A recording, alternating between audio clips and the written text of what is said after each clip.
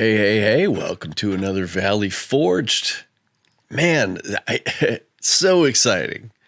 I didn't start this channel out to be the one who brings you the latest news and lasers, like breaking. But I guess that's what this channel has become because I seem to be the only one talking about these things.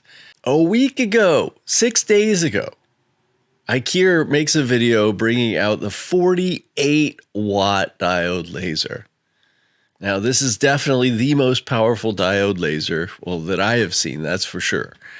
I think the last one was the X-Tool 40 watt. Now we have a 48 watt, and not only is it a 48 watt diode laser, which, by the way, is equivalent to a over 60 watt CO2 laser when you really think about it, because with a CO2 laser, you never really run it past 70% power unless you just want to kill your tube. Diode lasers, it's much easier to run it at 100%.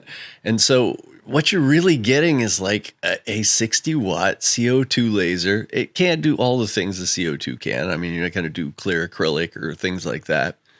And the way that they work is fundamentally different, but you're going to have a ton of power. And which means you can do your work so much faster, which is the problem actually I run into with the diode laser, because it cuts everything I want it to cut.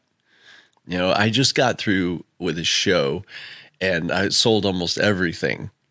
And everything was made on a 20 watt diode laser. You can run a business with a diode laser, but it's a little bit slow. And so if you sell everything out and you've got a show the next week, it's very difficult to make all of the things that you have sold. Now, maybe having multiple machines, the Clack Shack did it this way, and that can solve your issues. But if you want to have one machine that runs everything, then you're going to need more power so that you can go faster. So here, not only do we have a 48 watt diode laser, I mean, wasn't it just yesterday 5.5 watts was the max? This is also switchable to 24 watts. Now, if I was to design the best diode laser I possibly could, I would probably have something like a 60 watt diode that switched down to 12 or 10, right? So that you could do the engraving, but then you could do the cutting with the higher power. And wouldn't it be amazing? And I totally see this happening, where you can switch this in Lightburn. You don't have to physically touch the switch. So that you could set this up actually in your layers, right? So you've got the cutting layer. You start out with the engraving layer, of course, and it's, say, 12 watts. So it has a very nice dot size and still a good bit of speed. And that automatically cuts the air assist way down. Right? And then you do your engrave, and then you do your cut layer at 60 watts, and it turns the air assist on full blast. Just being able to go back and forth, I could totally see that happening. It is amazing how fast that things are changing within the laser scene as a whole, but definitely the diode lasers. And you probably just saw my last video bringing out the fact that Aizer was coming out with a new laser, and it seemed really amazing. Well, lo and behold, this is an Atomstack, which is iKier K1 Pro. Looks to be the exact same machine, and somebody pointed that out in the comments. So this iKier is available now. If you go to their site, this particular one, the 48 watt, is not available. This is the only place that I'm able to find this is this video. If you go to the iKier site, which again is Atomstack, and I talked about this to one of the people. They were like, well, if the iKier is the same as the Aizer, shouldn't I just get the iKier? I mean, does it matter? And that may very well be true. It may very well be the exact same thing. I think one of the differences I'm seeing is the iKier is saying it's 48,000 millimeters per minute, and Aizer's saying theirs is 54,000 millimeters per minute. Now, if it's the same machine, how could that be different? I don't know. These are all things we need to get into. But I wanted to bring up the fact that none of these review channels or me, you know, we've all worked with the Atomstack, and none of us have that as our main machine. But the Aizer, that's totally different.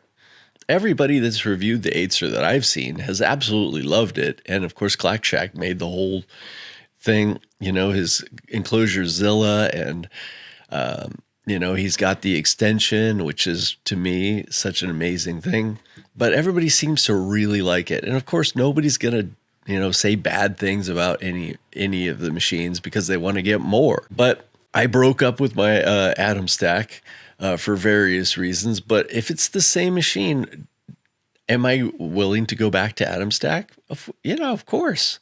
I didn't have any problems with Atomstack in particular. It was just that machine. Just, you know, it was really the fact that the laser was so close to the material that, and the way that you had to focus it, you know, and the whole design, it just seemed very mundane, right? It just didn't seem that good for doing production work. But now look at this. I mean, we're looking at a really nice machine. And as I said in my last video, when I was talking about the Aizer, which is the same thing, you know, this is probably the best diode and maybe best laser design ever made. Now, can we expand upon this? Of course, I would like to get the extension, and we won't know, you know, how competitive it's going to be, price, how well it's going to work, all these sorts of things. We don't actually know this yet. So on paper, this seems to be absolutely amazing. So I'm really looking forward to getting a hold of one. I should have the Aizer version here pretty soon, and we can get into it. But I really wanted everybody to know about this and to kind of see where things are headed. I can't believe, again, I mean, it's blowing me away. It's like only a few months, and to see how much has changed. So this is the design. You know, it's a new design of air assist. It's kind of nice looking. I don't know if it's going to make any difference in speed. As we can see here, they show you that it is a true 48 watts. That's pretty cool. And that it can cut thick wood. You know, we're always seeing this. It can cut 25 millimeter Halloweenia cutting in one pass. I don't think that's super important for me, but maybe it is to you. But the fact that you can do the work that you're already doing so much faster. Cutting the black acrylic here. One of the things that I found very interesting is cutting stainless metal. Now, I can find some uses for this because I want to do some backing with steel on some of my earrings. So I don't know how this is going to work in practicality. Is it just going to bend it up? We'll see. I've never actually wanted to buy a diode or even a CO2 laser for cutting metal, unless you're going to go 150 watts. So we'll see. Again, 15 millimeter basewood. So this now we're getting into more realistic uses. You know, being able to cut 8 millimeters super easy in one pass quickly, very useful. And again, just being able to switch. That is game-changing technology right there. So they're showing here again that, you know, that switching between it is going to change your lines and make it thicker. 48 to 24 watts, we'll see how big of a difference that is.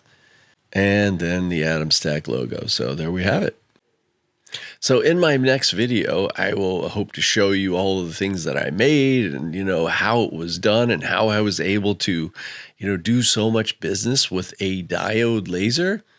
And then we can kind of extrapolate and see, hey, with more power, is it possible to run a full-time business with a diode laser? I think we're getting close.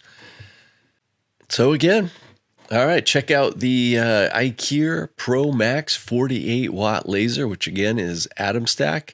And we'll see what happens with Aizer, and I will see you in the next one. Love y'all.